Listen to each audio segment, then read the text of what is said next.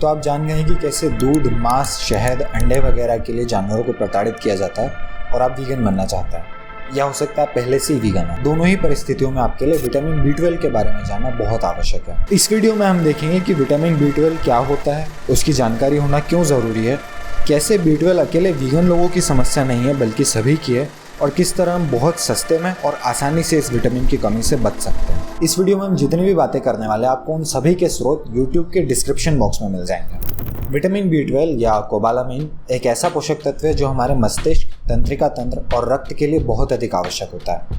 बहुत मतलब बहुत, चाहे आप वीगन हो या ना हो। विटामिन B12 की कमी धीरे धीरे होती है, इसमें सालों लग जाता है और इसे पकड़ पाना इतना आसान नहीं होता क्योंकि इसके लक्षण कई प्रकार के होते हैं। इसकी कमी से थकान, सरदर्द, डिप्रेशन, घबराहट, डायरिया, गैस, एकाग्रता में कमी, मांसपेशियों में कमजोरी और भी कई समस्याएं होती हैं। B12 की कमी से अन्य बीमारियों का खतरा बढ़ जाता है। कुल मिलाकर कहे तो बहुत अधिक आवश्यक है कि आपके शरीर में इस विटामिन की मात्रा पर्याप्त हो। ये बात बिल्कुल सही है कि वनस्पति आधारित आहार के कई स्वास्थ्य लाभ हैं, जैसे आपकी हृदय रोग, कई प्रकार के कैंसर और भी दूसरी बीमारियों से रक्षा करने में मदद करता है।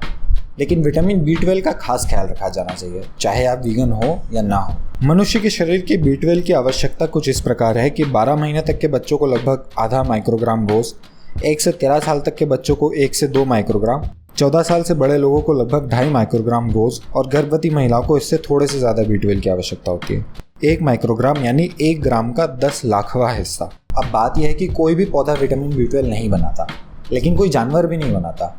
विटामिन B12 बनाते हैं बैक्टीरिया। अब अगर बैक्टीरिया बनाते हैं तो ये विटामिन इंसानों को मिलता कैसे है? आज B12 के प्राकृतिक स्रोत हैं पशु पदार्थ, जैसे दूध, मांस, अंडे, मछली वगैरह। पर आज की तारीख में उतने प्राकृतिक है नहीं जितना हमें लगता है।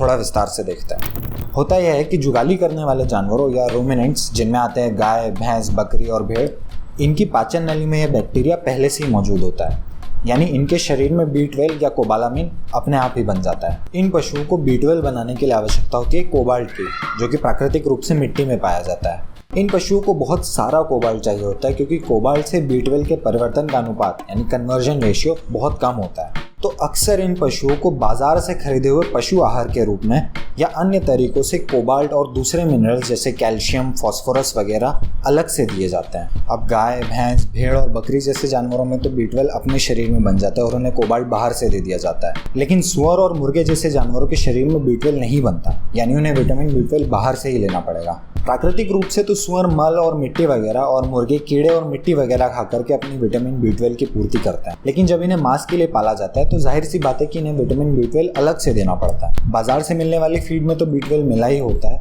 और यदि लोग घर पर भी फीड बनाना चाहे तो इसे बनाने के लिए जो फीड प्रीमिक्स आता है उसमें भी विटामिन B12 और अन्य मिनरल्स मिले हुए होते हैं। तो देखा जाए तो हम करते क्या है, हम पहले जानवरों को विटामिन B12 या उससे संबंधित सप्लीमेंट्स देते हैं ताकि उनकी B12 की पूर्ति हो, और फिर या तो हम उन्हें मारकर खा लेते हैं या फिर उनसे मिलने वाले पशु पदार्थ खाते हैं और फिर अपनी B12 की पूर्ति करते हैं। पर अच्छी बात यह है कि बिना किसी जानवर को परेशान किए विटामिन पाने का एक और तरीका है, सीधा खुद ही B12 ले लेना, या तो सप्लीमेंट्स के रूप में यानी गोली खाकर, या फिर ऐसे पदार्थों को खाकर जिनमें B12 मिलाया गया हो यानी फोर्टिफाइड फूड्स से।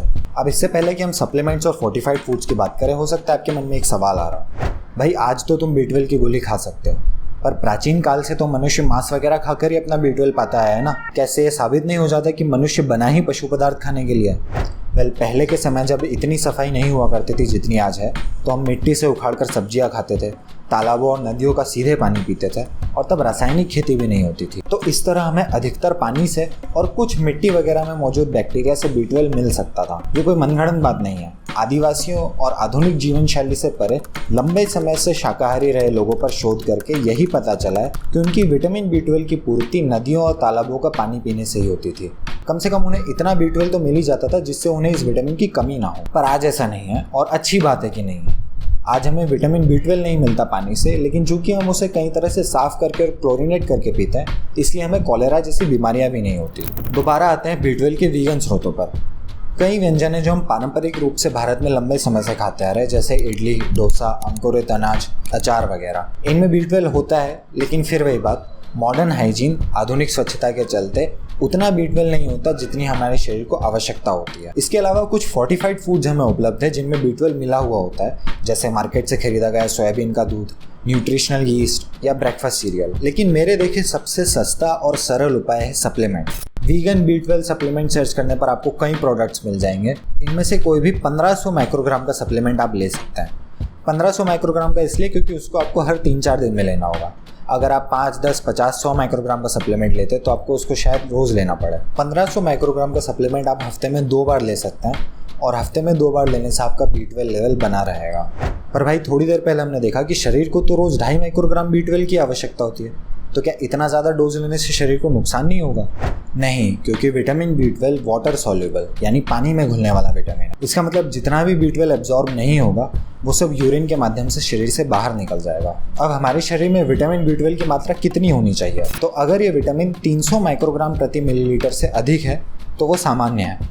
अगर 200 से 300 के बीच है तो वो बॉर्डर लाइन है, यानी B12 कम है और आपने यदि इस बारे में कुछ नहीं किया तो आपको कमी हो सकती है। और अगर 200 से नीचे, इसका मतलब आपको विटामिन B12 की कमी है। अपनी बात करूं तो मैं जन्म से शाकाहारी था और पिछले 15 महीने से वीगन हूं। मैंने B12 के लिए यूनिवेद का सप्लीमेंट लिया था। एक बोतल में 60 कैप्सूल्स आती है और मेरी दूसरी बोतल में लगभग 20 कैप्सूल्स अभी बाकी हैं।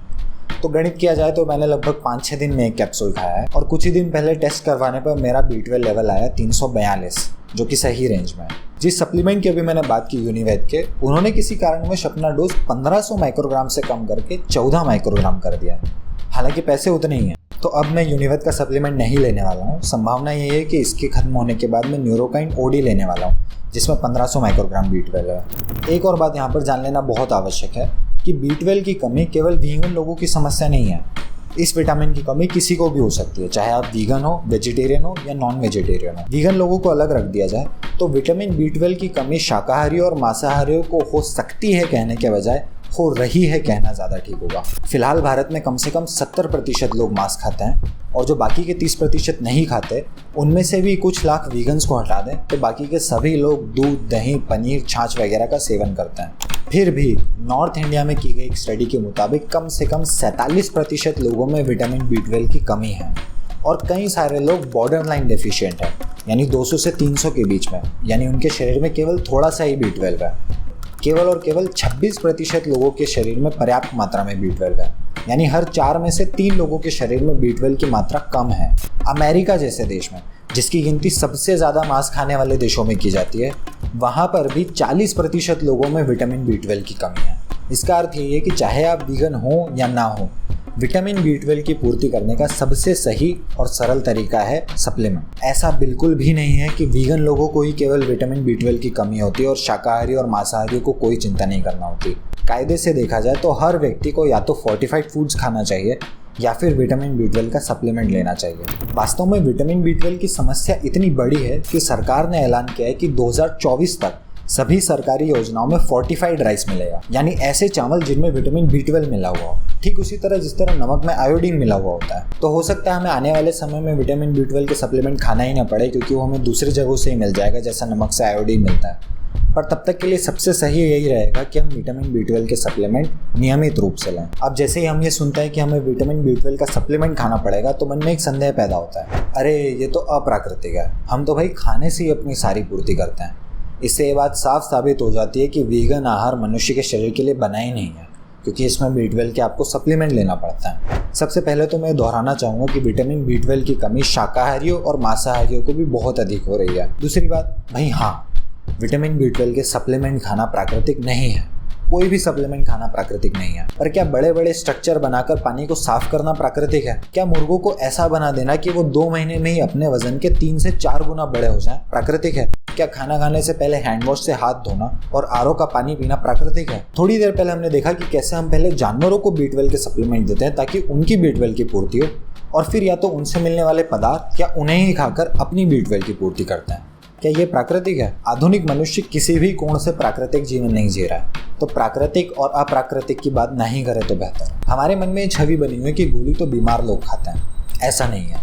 फिर दोहराना चाहूँगा कि B12 की कमी शाकाहारी और मांसाहारियों को भी बहुत अधिक होती है। इसलिए आज की तारीख में विटामिन B12 की पूर्ति करने का सबसे आसान तरीका है सप्लीमेंट लेना, चाहे आप वीगन हो या ना हो। आखिरी में सप्लीमेंट की हमने बात की है तो सवाल उठता है पैसों का। भाई ये सप्लीमेंट वगैरह तो महंगे होते हैं ना, अब ऐसे हमेशा ही गोली खाते रहेंगे तो पता नहीं कितना खर्चा हो जाएगा। इसका मतलब हर व्यक्ति वीगन नहीं बन सकता है ना?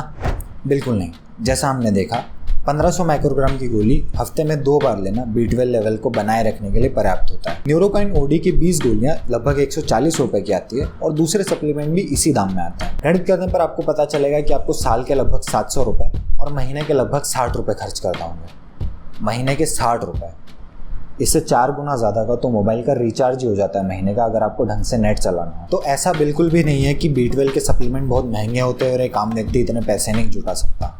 वास्तव में ये सप्लीमेंट बहुत सस्ते लगेंगे जब आप B12 की कमी से होने वाली घातक परिणामों के बारे में सोचेंगे। बहुत सारी बातें कर दी हैं, फटाफट से एक बार दोबारा देख लेते हैं। विटामिन B12 शरीर के लिए अत्यंत आवश्यक है। जानवर B12 नहीं बनाते, बैक्टीरिया बनाते हैं। इसलिए हम अक्सर पशुओं को कोबाल्ट या सीधे B12 के ही सप्लीमेंट देते हैं ताकि उनकी B12 की पूर्ति हो। भारत में अधिकतर लोगों को विटामिन B12 की कमी है, जबकि 70 से 80% लोग मांसाहारी हैं और बाकी के शाकाहारी हैं, अर्थात दूध के पदार्थों का तो सेवन करते ही हैं। फिर भी B12 की कमी भारत में बहुत अधिक है। इसलिए B12 की कमी को पूरा करने का सबसे सरल और सस्ता उपाय है सप्लीमेंट लेना, भले ही आप वीगन हो या ना हो। सप्लीमेंट खाना प्राकृतिक नहीं है, लेकिन आज जिस तरह हम अपना भोजन पानी प्राप्त करते हैं उसमें कुछ भी प्राकृतिक नहीं है। शुरुआत में रोज़ 1 टैबलेट और कुछ महीनों बाद जब आपका B12 लेवल सही हो जाए उसके बाद हफ्ते में 1500 माइक्रोग्राम की 2 टैबलेट लेना काफ़ी है। ज़्यादा B12 लेने पर आपको कुछ नहीं होगा क्योंकि B12 पानी में घुल जाता है। B12 सप्लीमेंट महंगे नहीं होते। हफ्ते में 2 बार लेने के हिसाब से महीने का प्रति व्यक्ति केवल 60 रुपये का खर्च होता है। सप्लीमेंट के अलावा आप फोर्टिफाइड फूड से भी B12 प्राप्त कर सकते हैं। फिर से कह दूं, इस वीडियो में जितनी भी बातें की गई हैं उस सभी के स्रोत आपको YouTube पर इस वीडियो के डिस्क्रिप्शन बॉक्स में मिल जाएंगे। कृपया इस वीडियो को उन सभी लोगों के साथ शेयर कीजिए जो या तो अभी अभी वीगन बने हैं या बनने वाले हैं या लंबे समय से वीगन है लेकिन उन्हें विटामिन B12 के बारे में नहीं पता। हर एक वीगन को इस बारे में पता होना बहुत बहुत आवश्यक है। मुझे लगता है वीगन्स के कंधों पर तो एक जिम्मेदारी सी आ जाती है कि उनका स्वस्थ रहना ज़रूरी है ताकि वो दूसरे लोगों को वीगन बनने के लिए प्रेरित कर सकें। इसलिए प्लीज़ इस वीडियो को शेयर कीजिए।